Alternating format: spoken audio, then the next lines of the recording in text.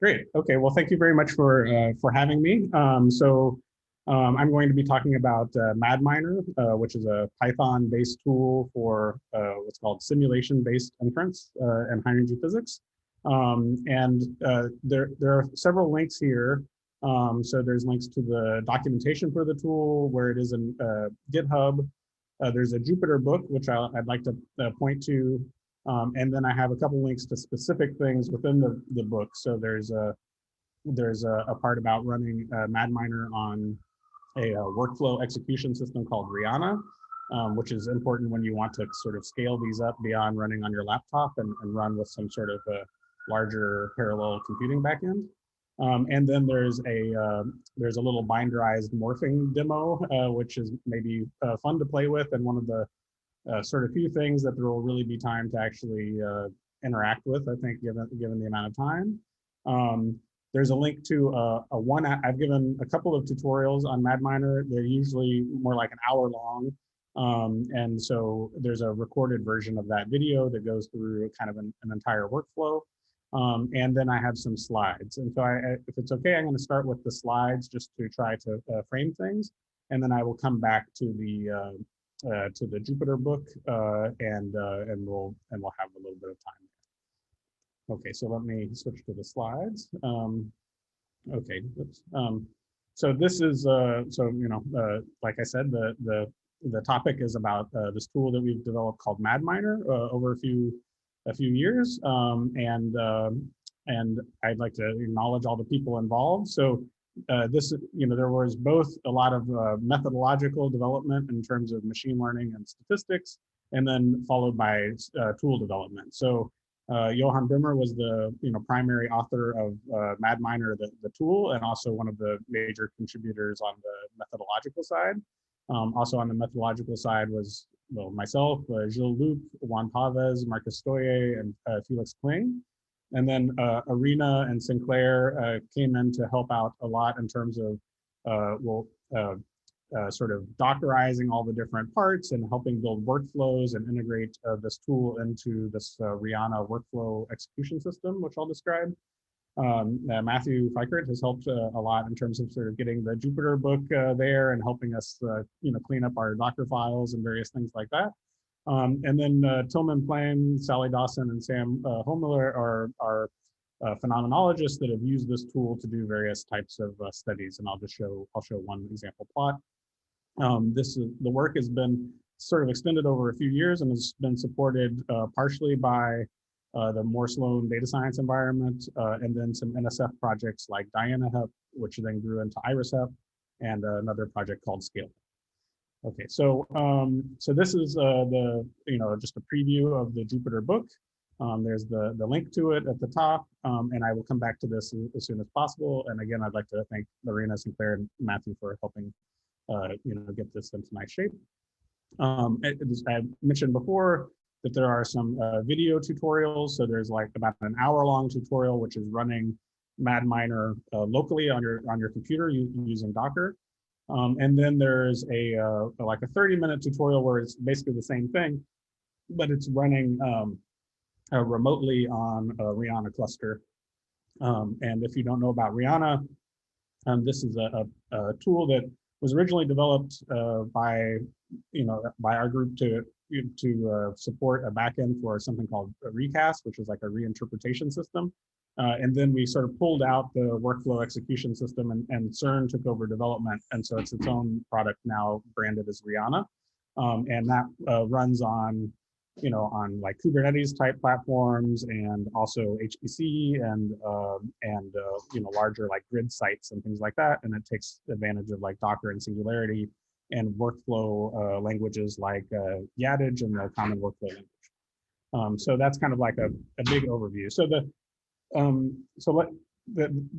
difficult thing here is that most of the notebooks that I have, when you run them, they either involve, they're fairly computationally heavy. So unfortunately, like, Henry's tutorial is fantastic with this very fast turnaround on histogramming. And here we have to like generate a lot of data or train a machine learning model.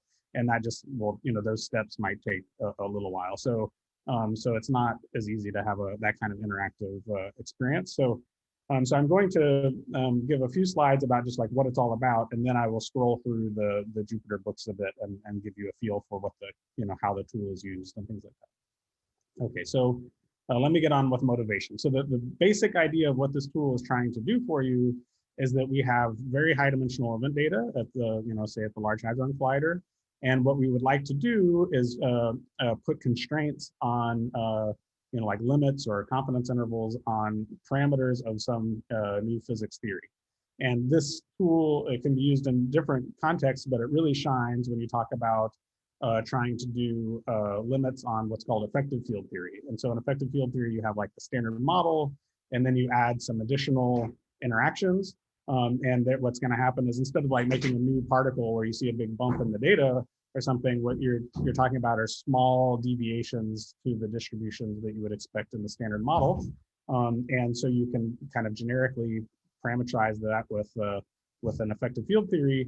And basically then your goal is to measure these coefficients, which in the standard model, all of these would be zero. So if you look at this plot, 0, 0 is like, this is like what you would expect. Oh, this is a different scaling. Okay, or whatever. Usually, in my parameterization here, 0, 0 is a standard model. But you would be looking for, trying to make measurements around the standard. Okay. So the way that this is going to be done is it's sort of you're trying to do statistical inference. So you need to make a likelihood, and there have been talks earlier like ZFIT and PyHEP and cabinetry, et cetera, that talk about a lot of how to build a likelihood and how to do statistical fits. And so this is similar to that. Here, this is like, the formula for our likelihood function, where X is the data and theta are the parameters of the likelihood we want to fit. And it looks like sigma here is like a total cross section, which depends on the parameters of your theory. And this is the differential cross section. And the idea here is that we want the X, the data, to be high dimensional. So most of the examples that we've seen, the fits are usually done in like, one-dimensional histograms or maybe two-dimensional or something like that. And here we would like to be able to work with, high dimensional data. And that's going to be the challenge, is how do we, build this likelihood function. Okay, so the bad news here is that for our particle physics processes that we're working with, when we work in the high dimensional data, we don't have a tractable likelihood function. There's no like function that you can call that's like, this is the likelihood of this complicated LHC event. And why is that? So if you think about the way that we simulate things, we start off with some theory parameters. We have tools like MadGraph that deal with like the hard scattering, where there's like Feynman diagrams and things. And this is where the new physics is going to modify the interactions. And that gives us like parton level momenta. And then we take that parton level momenta and we feed it into the next part of the tooling, which does the parton shower. And that gives you lots of like quarks and gluons and things. And then finally, you have hadronization. And then you take those particles and you pass it to something like Geant or maybe a fast simulation like Delphis. And then you finally get the detector level data. And then you usually reconstruct it. And so the quantities that you're observing, have gone through this long simulation chain before you get to whatever like jets and electrons and things that you're working with. And so again, you have this big tool stack. So MadMiner is going to somehow need to leverage all the existing tools that are sitting around in our simulation chain. Okay. Now, if you think about what we call these Monte Carlo events, right? And what Monte Carlo sampling you can think of as an integral. And so what this Monte Carlo, the series of simulation tools are doing, when they have all the random numbers inside, is they're sampling from this very big probability distribution. And they're basically trying to do this integral over all the things that could happen in the detector, all the things that could happen in the shower, and all the parton level kinematics. And you can't literally do that integral. It's in like the 100 million dimensional integral. So you can't actually evaluate the likelihood function. So what we usually do is we simulate a bunch of events, and then we pick particular observables that we think are going to be useful, and we fill one-dimensional histograms of those, and we do that for different parameter values. So these one-dimensional histograms you would call like summary statistics or something if you're a statistician. And so we need to build like some model for that, and then we would fit that. So the high-level picture is parameters go into a simulator. you get simulated observables, you calculate some summary statistics like invariant mass of two particles or something. Then you do density estimation, say with histograms. That gives you some approximation of the likelihood function. Then you take real data, calculate the same observed summary statistics, put everything together, do inference, and then you get out like confidence intervals or limits or p-values or whatever you want. So that's the high-level picture of what we normally do. And that's where tools like PyHEP and ZFit and cabinetry and et cetera come in. Now, this has been great. This is how we do things. The problem with this for, say, for effective field theory is that when you compress onto these like one-dimensional summary statistics, you usually lose quite a bit of information. And unfortunately, you can't scale this up to high dimensions because you can't really effectively fill a histogram in like 10 dimensions because you would need an extraordinarily large amount of simulated data. Okay, so what we would like to be able to do is sort of work with high dimensional data, include the state of the art of like all of our simulation tools, like the, all the QCD stuff that's going in MadGraph and Pythia and, Sherpa, et cetera. And then get out some sort of approximation for the likelihood, just like a histogram that we can evaluate very quickly, like in microseconds, and then do fits. So this is the high level picture. Basically, we're going to take the parameters that we want to measure. We're going to stick it into the simulation chain. It's going to produce us some synthetic observed data. We're going to train a neural network that's going to depend on both the data and the parameters we would like to test. That neural network is going to try to approximate the likelihood ratio. So we need to train the network with some appropriate loss function so that the network that, once it's trained is approximating the likelihood ratio. And once we have that likelihood ratio, then we can stick it into some statistical inference thing and do fits on our EFT coefficients. So MadMiner is doing all of this, okay? And that's why it uses lots of other tools along the way. Like it uses our typical simulation tools. It uses, for instance, PyTorch for the neural network stuff. But it's encompassing a lot. And so there's also a lot of software dependencies. That's where like Docker is very important. And so I hope you can forgive me that why I'm giving you this kind of overview slides instead of just jumping straight into it. The other thing that MadMiner does, and this is where it gets its name, is that instead of just running the simulation chain and getting out observed data and training a neural network, which is what probably most people that have used machine learning and at the LHC are familiar with doing, here it's a little bit unusual because the neural network doesn't just depend on the data, it also depends on the parameters you're testing. So this is the so-called parameterized neural network. But in addition, MadMiner has this ability to pull out some additional information out of the simulation, which we call this process mining gold. That's where it gets its name. And so this augmented data, which is richer than the normal simulated events, we can use that together with some special loss functions to try to learn the likelihood ratio much more efficiently. And so this is not so trivial to do, this mining, this augmented data from the simulator. And so that's the other thing that MadMiner does for you that's valuable. So I'll just say a word about that. Okay, so as before, this is like the simulation chain is sort of calculating this big integral, conceptually at least. Now the only dependence on the parameters that we want to measure is over here at the parton level. And so if you look at, for instance, this likelihood ratio, where you imagine a full, like one event that's gone through the entire simulation chain, all the parton shower and Jayon and everything, you freeze all of that information, and then you ask how much more or less likely would this particular simulated event have been under two different values of the parameter theta.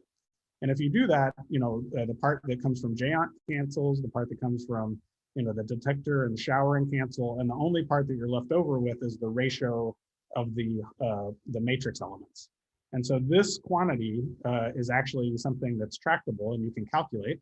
And so you can pull it essentially out of the integral, and that this we call the joint likelihood ratio is one of the types of augmented data that we can pull out of the simulation chain. But to do that, we need to be able to still access the parton level kinematics and to be able to evaluate the matrix element under different values of the, like for instance, the EFT parameters. And so once you do that, I'm not going to go through this, but basically this is the information we can calculate. This is the thing that we want to, this is the target that we would like to learn. And so, and basically conceptually the idea is the red curve is what we would like to learn. And this data that we pulled out are like the blue and green dots. And so it's going to make the machine learning problem much easier, and so you're going to need much less data to learn. And so here's like, technicalities about the loss function and the math that shows you that if you minimize this loss function, you get the thing that you want. For this audience, I won't bother with that. And then there's a similar thing, another type of augmented data, which is similar. What basically you take the derivative of the log likelihood at that point. And so this, being able to take that derivative is, you would imagine may be difficult. Like you might imagine you have to simulate the whole chain with one value of the parameters and then change the values of the parameters and simulate again and somehow try to take, finite differences to approximate a derivative. But because of but there are some tricks that you can do, which I won't bother spending much more time on, that have to do with how the differential cross section depends on the parameters, which allows us to take this derivative exactly. And if you wanted to work through that, it's kind of a pain. And so MadMiner takes care of basically calculating this derivative for you, and then adding that as augmented data to your data set that you're going to train your neural network thing. And we also have the appropriate loss functions so that when you do that, once you do the machine learning stuff, you get out this quantity that you want, okay? And this quantity, for those that follow this kind of stuff, is closely related to, it's like the generalization of what's called optimal observables. And so they're, from the name, you can tell they're going to be like powerful things for trying to make measurements at the LHC. So MadMiner basically automates all of this stuff, okay? And so there's the high level picture of what's going on, of what MadMiner is doing for you. And at this point, maybe I'll jump to the notebook. I'll just say that here there's lots of resources. There is the actual GitHub repository. There are papers there are papers that have the methodology, and there's a paper specifically about the tool, okay, which is this one right here that works through a full realistic example with like TT bar Higgs, Higgs to 2 photons. It includes systematic uncertainties and all sorts of stuff, and irreducible backgrounds. It's a complicated example that we work through, and it has a reproducible notebook associated to it. There's it's on PyPI, and there's documentation. And so then the one thing that I'll show is just this quick example, which is that if you compare to the simplified template cross-section approach, this is a study that was done by Johan, Sally, Sam, Felix, and Tillman. But you get exclusion contours that look like the red dotted thing, and you want these contours to be as small as possible. And if you use MadMiner, you move from there to this small blue ellipse. So that's like a many factors of data, improvement in terms of sensitivity. So it can lead to a really substantial improvement in sensitivity for these like flagship measurements at the LHC. Okay, so I mentioned there's tutorials in this notebook, and so now I'll switch to the notebook. And I realize I only have about 5 minutes left to talk, and then a few minutes for questions. Okay, so if you click on the on the Jupyter book here, it will take you to this link. I'll make the text a little bit bigger for you. So again, you have this kind of overview. If you look about what do I want to say? Here's where there's a link to this demo video.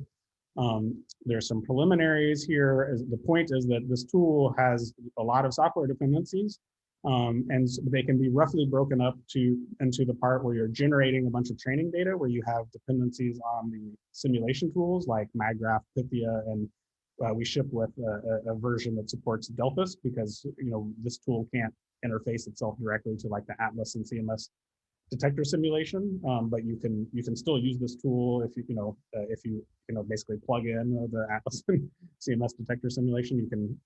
It's possible. But we have basically some Docker containers that bundle all of the dependencies for the simulation part, and then we have another Docker container that bundles all the dependencies for the machine learning part. And then there's the MadMiner tool itself, which is in both. Okay. Oops. Right. So in this tutorial, you can install Docker, on your desktop or your laptop, whatever, so this is the first part is just about setting up Docker to make sure that you're set up with that. Then there's this is the kind of overview. Let me make this a little bit bigger so you can see. So the very first stages are about event generation. And so when you do that, MadGraph and Pythia are going to be the tools that really do the event generation, and they're writing data out in the common formats like the Lazouche event file and then the HEPMC files and things like that. MadGraph is going to take care, MadMiner is going to take care of sort of steering this because there's a lot of configuration that has to be done that has to be consistent throughout this entire process. So MadMiner will basically keep track of some configuration information that gets reused at the various stages. And that is going to be written over here on the right into an H5 file that MadMiner keeps that has some at first just some very lightweight configuration, and later it's going to keep track of the actual training data and things like that. Okay, so you run MadMiner, you generate a bunch of events. Then you can run through Delphes, right? If you're wanting to do a fast simulation sort of pheno analysis, you can also here we can, if there are questions, I can talk about what would happen with actual experiments. But here that at some point you need to simulate the events, and so we package up an example with Delphes, and also like a simple smearing function that's fast. So that will output root files, and then we can read in these root files and basically reformat it into an H5 file, and then which is going to be kind of more appropriate later for the machine learning portions. Then there's a piece where once you've simulated simulated some events, the problem is when you simulate events, you're only going to simulate them with a few specific values of the parameters that you're testing. Like you might generate a large standard model sample, and you might generate a few other samples with different values of the coefficients for this effective field theory. But in the end, we want to set limits in this entire continuous 2D space. And so the sample augmenter allows you to do some tricks where you basically can then continuously interpolate exactly to any different value of these parameters. And so to do that, you have to calculate some things and store that information, and that's what the sample augmenter is doing. So it adds that to these files. Then you get into the machine learning portions where you either learn a likelihood ratio or this score, which is like the optimal observables, and then you get into the kind of statistical inference piece. Okay, and so I realize I'm running out of time now. So these different parts of the tutorial deal with all of that. So so first thing we can see like the configuration for here's like the tutorial that's going to sorry, I should start here. When you first want to define the process that you want to study, here's where you can actually talk to. This is sort of referring to blocks of MadGraph parameter cards. So it's going to be able to sort of write the parameter cards for you and do the appropriate things. There's this morphing tool, which is what allows you to do this interpolation exactly. And so to do that, I don't really have time to go through all the things, but you need to run at some number of basis points, and so that's what's happening here. Later, there's actually running the simulation to actually generate some some observed events, and down at the bottom of this, sorry, all the printouts and things, you'll actually see plots of simulated events. Then there's training the likelihood ratio. So this is where PyTorch gets involved in the machine learning components. Okay, and then you finally get to limits on the actual EFT parameters. So you can see we can do a comparison to a histogram-based approach and this machine learning-based approach. So you see examples here. So then with the last little bit that I'll say, this notebook has interactive buttons so you can launch in Binder. If I go to one of these that it has restarted, is it? Well, I would have to restart it, but it basically that example is this interactive morphing demo.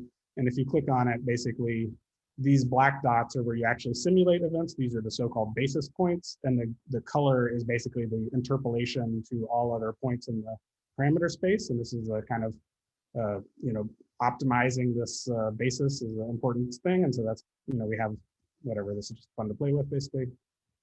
And then the last thing I'll say is that when you want to actually run this at scale, you don't want to run this on your laptop because you need to generate a lot of events. And so that's where we use REANA and YADage, which is a workflow language, and MLflow and various things like that. And you can run this on REANA. And so it builds this workflow, which basically parallelizes this that you can see here, many different PyPI jobs running, many different Delphis jobs running, combining into one big training data set, and then running the machine learning with different configurations, evaluating them, and then final plotting. So we have the workflow there, and you can deploy that onto REANA. So I will stop there. Sorry, I went a little bit longer than I wanted, but we have a few more minutes for questions. I hope that's okay, and thank you very much. So let's see. Thanks, Scott. That's great. If I sent you on Slack the link to Slido, so if you just want to go through the top questions there, then we can in the 3 or 4 minutes we have remaining, that'd be great. Yeah. So the first question is how to prevent the neural network from picking up unknown mismodeling as signal. Yeah. So that is a great question. That kind of applies to all machine learning style analysis. And so while it's important, I think maybe from, I think it's a little bit factorized maybe from the focus. So maybe we can follow up on that on the side. It's not that I'm trying to avoid it, but it's in terms of like, PyHEP, maybe it's kind of, so you do need to worry about it. MadMiner does support dealing with systematic uncertainties and things. So you can start to do like all of the typical things we do with systematic uncertainties. But of course, it's an important question. The next question is how experiment specific is MadMiner? So MadMiner is not at all specific to an experiment. So you stick in the detector simulation at some point, right? And you can put in whatever detector simulation you want. And so if you, for instance, use Delphis, you can use, Atlas or CMS. You could, in principle, stick in LHCb or something. In terms of like what is it at the LHC, it's using MadGraph, right? So you could change to an E plus E minus collider or a mu plus mu minus collider. You could change the center mass energy. You could have polarized beams. So this tool is excellent, for instance, for doing studies like we do at SNOMAS about like what is the potential reach of some future collider. You could change it to a different collider, stick in a different, fast simulation in Delphis, and say this is the sensitivity of some experiment. So there's a question of will we be able to convince physics coordination in our experiments that this is reliable? That's another really good question. So within Atlas, there are the first studies that are using this in kind of a limited context. I will say that this is I would take the long view about this. Like I think in my mind, this is the long-term view of how we will do the EFT measurements at the LHC, and it will take time before people are comfortable. But there are several results that are coming out from the experiment, both Atlas and CMS now, that use parameterized classifiers. So that's one step. The next step is to use it in this EFT context. There, a lot of the work has been on effective field theory, but I think as I showed, you gain quite a bit of sensitivity. There are other groups now that are kind of repeating this and seeing that. You have groups like Sally Dawson. She wrote the Higgs Hunters Guide. She's a pretty serious phenomenologist that's been using this to show like how much more we could gain. And for instance, this has been invited to give a plenary talk at Higgs 2020. So I hope that we're moving in that direction, but it's certainly going to take some time for the field to get there, right? Is it possible to include other Monte Carlo generators? That's a great question. Conceptually, absolutely. There's nothing special about MadGraph or Pythia or anything like that from the point of view of the methodology. In terms of the tool, we are connected to MadGraph because this mining gold, this augmented data that we calculate, we need certain things from a Monte Carlo generator, and MadGraph provides that functionality. So when we were doing this at first, it wasn't really clear that Sherpa, for instance, provided that functionality in a convenient way. And it's really at the hard scattering level, so all the generators should kind of agree there. But we are not tied to, for instance, using Pythia. Like if you wanted to do a different hydrogenization, you could, through the Les-Houchemin generator, you could do that. So I would say the tool currently is tied to MadGraph and things like that, but conceptually it can all be extended.